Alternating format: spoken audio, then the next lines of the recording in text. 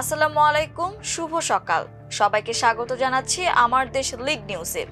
আপনাদের সঙ্গে আছে আমি হুমায়রা নাওচিন। দর্শক, আমাদের আজকের লিড নিউজটির শিরোনাম, জামায়াত এনসিপি মৈত্রীর ভবিষ্যৎ কোন পথে। চলুন দর্শক, লিড নিউজটির বিস্তারিত জেনে নেওয়া যাক।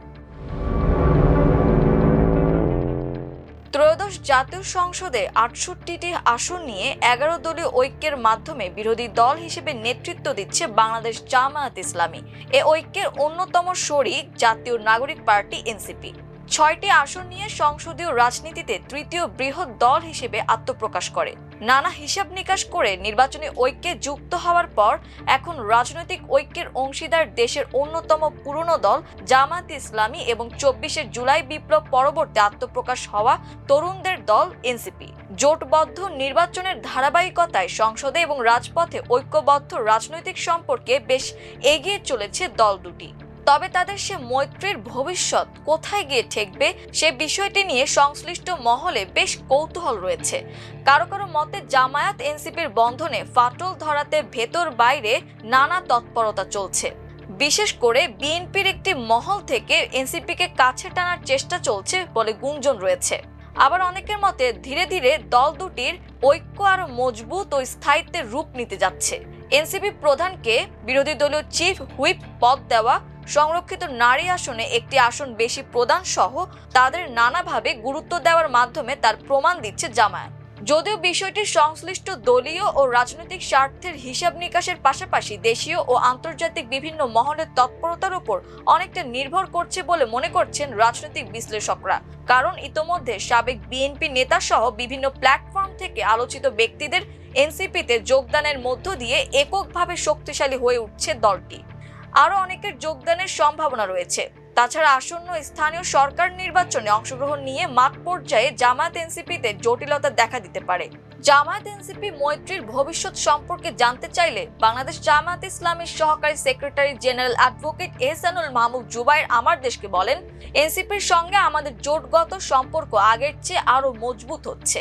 একই ধরনের মন্তব্য করে এনসিপির যুগ্ম আহ্বায়ক ডক্টর আতিকুর রহমান মোজাহিদ এমপি বলেন, জামায়াত ইসলামের সঙ্গে চলমান জোট আরো দৃঢ় হয়েছে বলে মনে করি। সংস্কার, গণভোটের রায় বাস্তবায়ন সহ সাম্প্রতিক বিভিন্ন ইস্যুতে একসঙ্গে কাজের মধ্য দিয়ে সেটারই বহিঃপ্রকাশ হচ্ছে।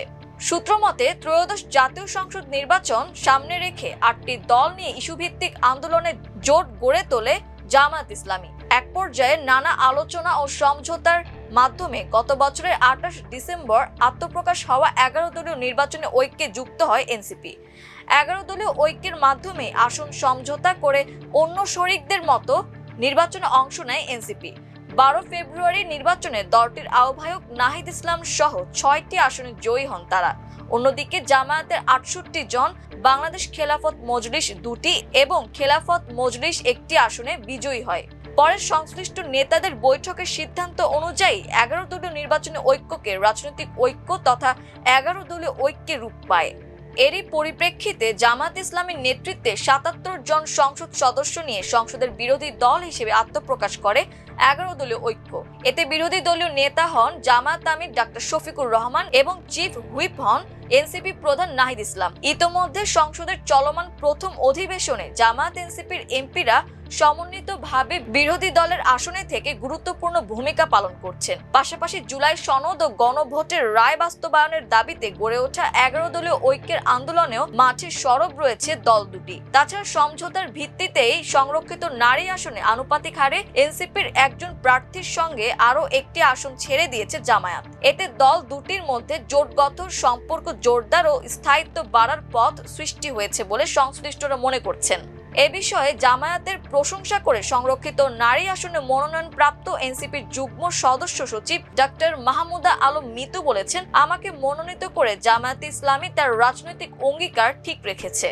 এদিকে জামায়াতের নেতৃত্বাধীন জোটে থাকার পাশাপাশি নিজেদের দলকে শক্তিশালী করার কাজ করছে এনসিপি। এরই অংশ হিসেবে বিএনপির বঞ্চিত ও সাবেক নেতাদের পাশাপাশি বিভিন্ন মহলের সঙ্গে যোগাযোগ করছে দলটি। ইতোমধ্যে ২ দফায় এনসিপিতে যোগ দিয়েছেন জাতীয়তাবাদী যুব দলের সাবেক সাংগঠনিক সম্পাদক ও বিএনপির বহিষ্কৃত নেতা ইসহাক সরকার, শেরে বাংলা একে ফজলুল হকের নাতনি ফেরসামিন Haq Iqbal Flora, content creator Nuruzzaman Kafi, July গণ অভ্যুত্থানের নেতা মহিউদ্দিন রনি, বাংলাদেশ জনতা পার্টির senior vice chairman Maksudur Rahman Sohel এবং আপ বাংলাদেশের আহ্বায়ক আলী আহসান জুনায়েদ, প্রধান সমন্বয়কারী রাফি সালমান রিফাত সহ বিভিন্ন প্ল্যাটফর্মের ৪৭ জন।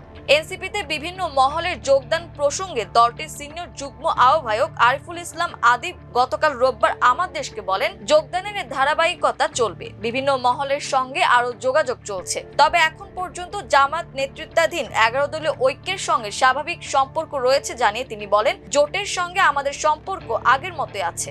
বিএনপির সঙ্গে এনসিপির নতুন কোনো সম্পর্ক সৃষ্টির উদ্যোগ বা সম্ভাবনা প্রসঙ্গে আরিফুল ইসলাম আদিব বলেন, সরকারি দলের সঙ্গে বিরোধী দল হিসেবে গণতান্ত্রিক রাজনৈতিক যে সম্পর্ক থাকে আমাদের সেটাই আছে।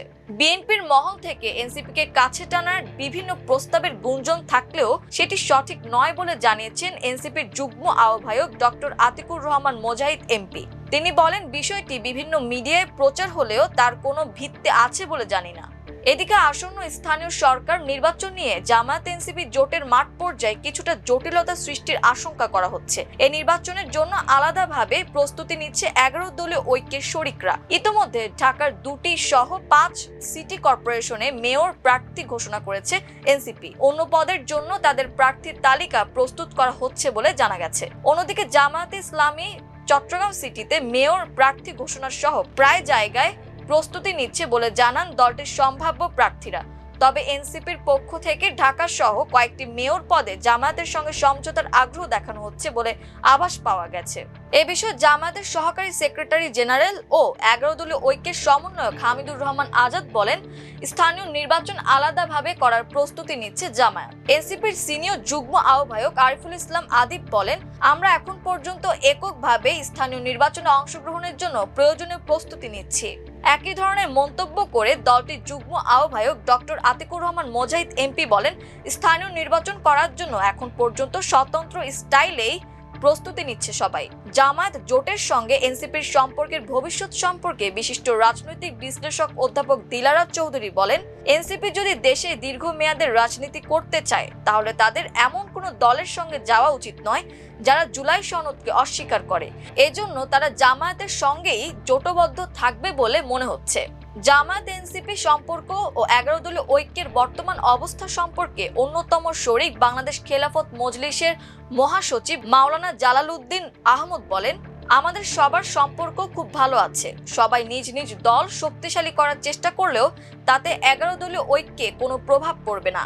বিএনপির সঙ্গে এনসিপির রাজনৈতিক জোটের সম্ভাবনা প্রসঙ্গে বিএনপির স্থায়ী কমিটির সদস্য সেলিমা রহমান আমার দেশকে বলেন, যে কোনো দলের সঙ্গে বিএনপির রাজনৈতিক আলোচনা হতে পারে, তবে এই মুহূর্তে এনসিপির সঙ্গে কোনো কিছু হচ্ছে না।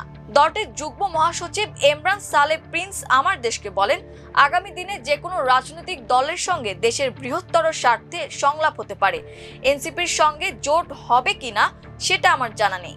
এদিকে সম্প্রতি এনসিপিতে বিএনপির বহিষ্কৃত নেতাদের যোগদান প্রসঙ্গে দলটির স্থায়ী কমিটির সদস্য সেলিমা রহমান বলেন, দলের সিদ্ধান্ত অমান্য করায় যাদের বহিষ্কার করা হয়েছে তারা যে কোনো দলে যোগ দিক বা না দিক, এটা আমাদের ভাবনার বিষয় নয়।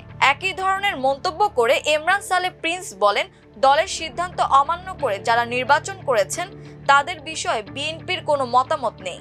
দর্শক, এই ছিল আমার দেশ লিড নিউজে। এতক্ষণ আমাদের সঙ্গে থাকার জন্য অসংখ্য ধন্যবাদ। আল্লাহ হাফেজ।